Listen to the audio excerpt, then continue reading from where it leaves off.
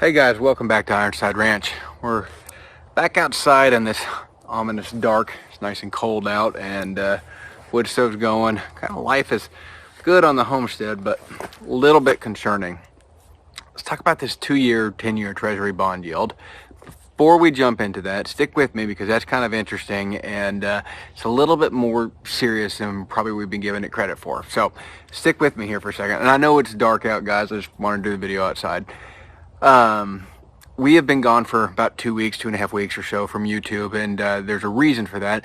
We've actually got a new project going on here on the farm, and y'all know I have a background in security operations, and I was an infantry officer, so shooting is what I do and what I do well and what I enjoy doing. And we've actually started up a classroom section here on the farm teaching firearms, defensive firearm use. Y'all know, I'm sure if you've been following the channel, you know Madeline and I are big competitive shooters, but that's not really the same thing. We're not talking about, learning how to shoot fast and accurately on a competition. We're talking about how to save lives and how to defensively respond appropriately with a pistol and how to employ those tactics. And so I've taught these for years. We've now got a range here on the farm. We're actually finishing the excavation work this week, and the range, everything goes live this spring, starting in January. I've got pistol 0 classes, pistol 1, we've got home defense shotgun classes, we've got more coming next year, we've got low light classes, we've got a lot of really cool stuff coming. So this is where I'm going to be moving more of my time into.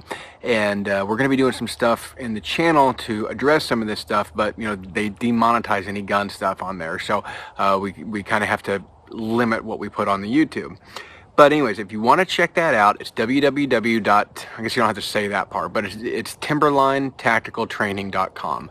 And if you go there, you see Timberline is our brand. We that's what we use for real estate here, and so we're kind of playing off of that. So it's timberlinetacticaltraining.com, and y'all can come down here and train with us. Like I said, we have some classes up there for the springtime. We're going to be adding more, so check back regularly. It takes a while to build the classes on the website, but anyway, so that's our next big project. So really looking forward to that. Now let's get back into the 2-year, 10-year bond.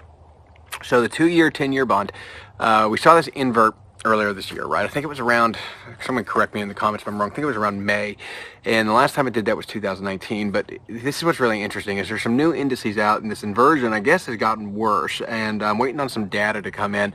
My brother, he works for a corporation that they have access to a lot of data that we don't always have access to publicly, because they pay for these things and they keep them internal. And they're I don't want to say the name out, but it's a very, very large Fortune 500 company, and he's really high up with it.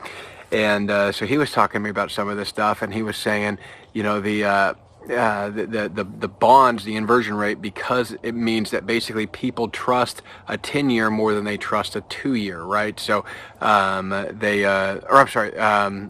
reverse. But anyways, it's the trust level in here. They don't trust the currency, and they don't trust where we're going, and that's what's really interesting about this. And this inversion of the 2-year, 10-year bond says that basically it's the largest indicator that we can use for a looming recession, and there's a 98% chance that you will hit a recession in the next 2 years when that inverts. We saw this happen in 2019. Prior to that, I don't know the historical data well enough, but I know that has come before, I guess, all recessions, that this inversion has happened. And we had it happen in 2019, and then people say, well, you didn't hit a recession. Well, yeah, we did, because we're actually in one if we didn't change the definition. I got it. Government changed the goalpost, and things change, but we're in a recession. But what my brother was talking about, and it was also very interesting, is he was talking about the oil. And if we look at the GDP, so the GDP growth is going to be substantially better than what it actually is, and it's because we sold off a bunch of our oil reserves, so we're not actually producing more to create that GDP. We sold off what had already been produced to inflate the GDP artificially. So even though the GDP might be up, it's actually down from where we're seeing it. Now, this all goes way above my head. I'm not an economist. I don't get into this stuff too much. I do stay up with it enough just to track what's going on so that I can make good business decisions for our businesses and our employees, and that we can make good decisions for our livelihood here. And so what decisions are we making? We're getting ready. and I think it's time for y'all to get ready. And what I mean by that is having those side hustles, other revenue sources. Why we got our firearms range going is because we really wanted to get another revenue source here on the farm. Doing things like if you've got farms and small businesses, stocking your fuel tanks, making sure your vehicle maintenance is really up to par, because these things could get a lot more expensive, especially if petroleum prices increase because of this, because we've sold off tons of our petroleum reserves. And so that's what's so nerve-wracking about this. And that's what I want you guys to take into account, and that's what I want you to remember from this video. Take nothing away from this video. Just keep in mind that we need to be getting ready for what's coming, and what's coming looks like it's going to be pretty bad. Now, my brother is a very optimistic person generally about the markets, and this is the first time in my life where I've heard him say, you need to be preparing, because as we make our living in real estate, it's like, you need to be preparing because this is going to get bad.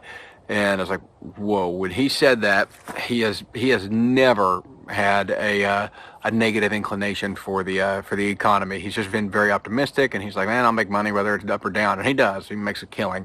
I wish I knew how to make money the way that he does with the stock market and everything, but mostly because he's patient and tedious. But anyways, I digress. So here's the thing. Get your farms ready, get your livelihoods ready, and make sure that you have a way of making money when the economies crash. Now is a good time to be looking at what things made money in the Great Depression. One of the things that we do here is we harvest firewood, and we harvest firewood for us, but during the Great Depression, firewood was one of the better businesses. Well, firewood takes a year to cure, so time to start getting ready for it now. We're actually going to be cutting firewood and selling firewood here too. So got lots of revenue sources coming in, because we're going to make sure that that we're okay and that we're keeping our house. And I want you guys to do the same. I want you guys to be ready to weather the storm, because before we can profit from the storm, right, as things, when there's depression, it's a great time to become a millionaire. But before we can profit from it, we have to make sure that we're surviving it. And so the first step is making sure that we're 100% ready for it, or as ready as we can be. Thanks again for watching, guys. I really appreciate it. Make sure and check us out, www.timberlinetacticaltraining.com. I would really appreciate you guys checking that out and sharing that. If you know anybody that's interested in firearms training, like I said, you can come here and we'll work with you. We'll help you find a place to stay. Hell, I might be able to throw a sleeping bag in my living room. I don't care. But we'll work with you if you guys want to travel and come do some training with us.